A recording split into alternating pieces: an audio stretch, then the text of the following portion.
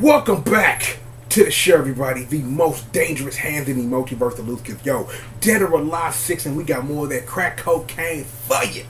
The sipping on scissor master Brad Wong and the young nephew, the future of the fist, that boy Elliot. Well, that's not how you pronounce his name. Look, before we get into the business, there's something I would like to say. Rest in peace to Ishizuka-san. Like, he was the voice for Brad Wong, also our second Heihachi that we've lost, and the countless of other characters that he's voiced in many video games and anime and TV shows. And I just want to pay my respects. Moment of silence. Moment of silence. Like, I know, you know what I'm saying, that I don't know how much that means to you, but it means that much to me to know that I appreciate what somebody brings to the table. So thank you, Ishizuka-san, and may you find peace on your endless journey to the stars, or wherever it is you go.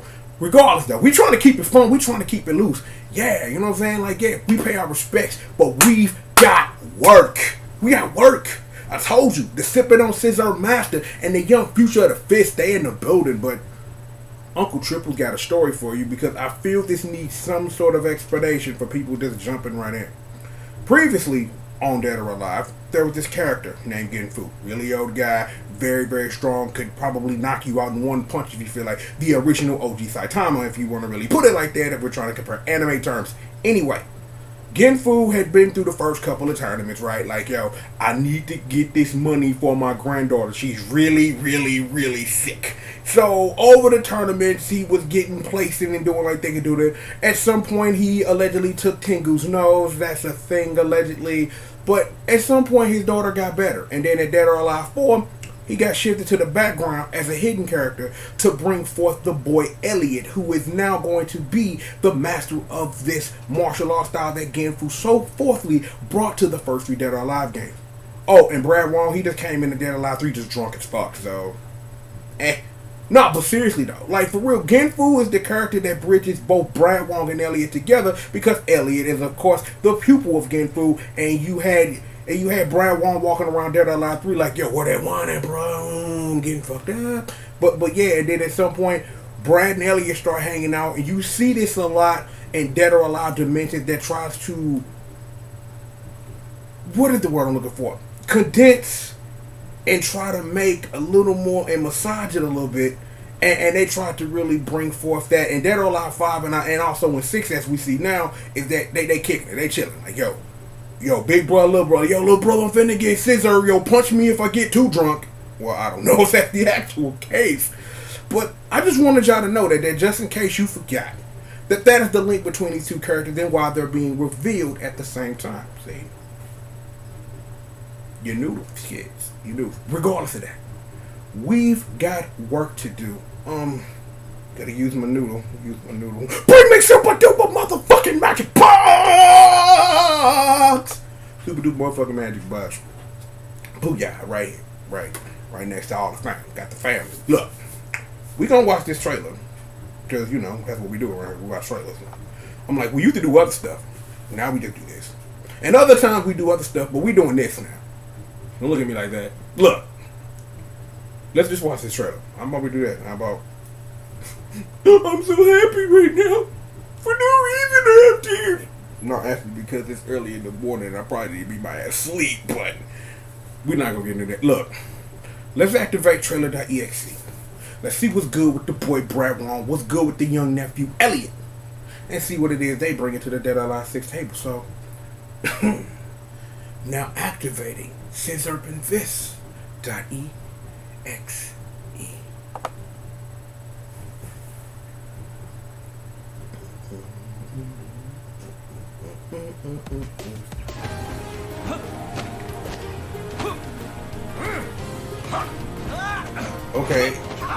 Okay, I do want to play Tekken 3 all of a sudden. Don't ask me why. Huh? It's the time already? Well, then I better get going. Please, give it your all. Okay, I like this thing, like the bouncer. Okay, I'm down with this. Okay, tap dance on his face, Bradley. How about this? Oh no, it's stairs. That's familiar. Oh, what they bringing this stage back? Oh my God, one of my favorite stages with DOA 4. Like coming soon, the Xenon launch. Look at the boy Elliot just dancing. Oh, well, we got this stage too? Wow, for real? That's a throwback Dead or Alive 1 stage. That is sick. Alright, I was with you. Oh, okay, so, yummy Kasumi. Okay, so if you pre-order on the digital, then you get a green Real Hayabusa outfit, digital deluxe form. So this says nothing about a. Okay, I guess that's the thing. Thank you, super duper motherfucking Magic Box. You know Uncle Triple love you. Anywho, so what have we learned here today? Not much, actually. There wasn't much to really gain, at least from your standpoint. But for mine, we got mad throwback stages now. I'm like, we got the casino. I forget the name of the stage, but that was a stage in Dead or Alive 4 that like it was games on 360 where you could like type in your model or whatever, and like things in video games would like read it or whatever. And that stage in Dead or Alive 4 was one of those stages that when you played it, it would like read like your bio or something weird, like your quote or whatever. The Kingdom Hearts 14 does that now, but I know there were other games on the 360 that did that, but that's the one stage that comes to mind. I'm like, they have the original Danger Zone stage from Dead or Alive 1. I'm like, well, that brings back memories and nightmares of trying to, beat it on the Sega Saturn, because Kasumi and Raito AI are dumb. So, that. I don't think it was as bad when I played it later on Xbox, like on Dead or Alive Ultimate 1, but that stage just brings back horrible memories for me. Like just sitting up there like, why can't I do anything? Like I know how to play Tina, but you won't let me win, game. It's been 3 hours. But then before that, you would have to get past Bayman, so it's like. It was more like Virtual Fighter 2 than even I like to admit, because anybody who's played Virtual Fighter 2 for more than 5 seconds and you make it past I don't know, say Lion, maybe? That's when the AI in the game gets weird and you never ever win, because Jeffrey will just power bomb you to death if you happen to make it past that. Kage is going to sit up here and pile drive your head into the ground. Make it past that, you gonna get kicked by Jackie. You make it past that, if you do, you know what I'm saying, Akira, and then, you're never gonna fight the Raw, so just forget about it. Why are we talking about this right now? It's not therapeutic. It ain't helping. I don't know. I just felt that I would share, you know what I'm saying? Share your feelings about video games that anger you because AI was created to take your quarters and probably shouldn't do that in a home setting. But even then, when I think about it, the rental scene was done, like, the rental scene wasn't as strong as it was, so I guess, you know what I'm saying, that's a way to enhance replay value, I guess, or to piss someone off, or some form of that in between, I guess. I don't know. Look. Regardless, we've gotten completely off subject. That stage brings me nightmares, but it's good to see it back in sexy HD time in Dead or Alive 6.